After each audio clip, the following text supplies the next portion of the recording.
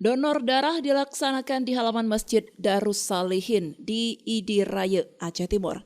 Acara donor darah ini bekerja sama dengan Rumah Sakit Umum Daerah Zubir Mahmud Aceh Timur.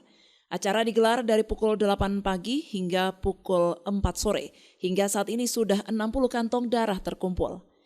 Kita Pemuda Pancasila, Majelis Pimpinan Cabang Bupati Aceh Timur hari ini melaksanakan ulang tahun yang ke-64.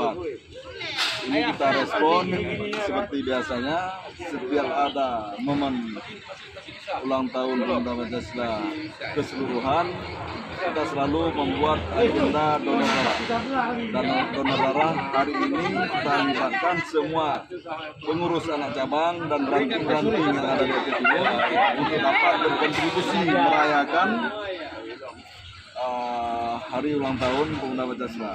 Maka hari ini, mudah-mudahan sampai hari ini kita sudah mengumpulkan dan berjumlah modal adalah sekitar 60 kantong yang sudah terkumpul. Mudah-mudahan dengan kegiatan kita seperti ini bisa bermanfaat kepada masyarakat luas.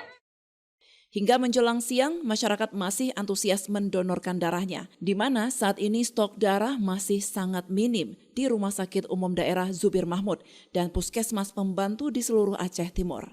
We call in Indonesia is donor darah.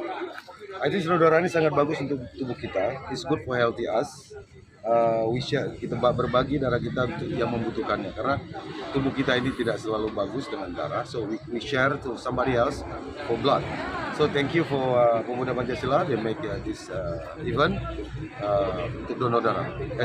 Saya memohon pada teman-teman, ayo kita donor darah karena donor darah itu sehat. Dr. Zulfikri selaku Kabid Pelayanan Penunjang Rumah Sakit Umum Daerah Zubir Mahmud mengucapkan terima kasih kepada PP Aceh Timur karena kebutuhan darah di Aceh Timur sangat tinggi. Dari Aceh Timur, Romi Syaputra melaporkan untuk Puja TV Aceh.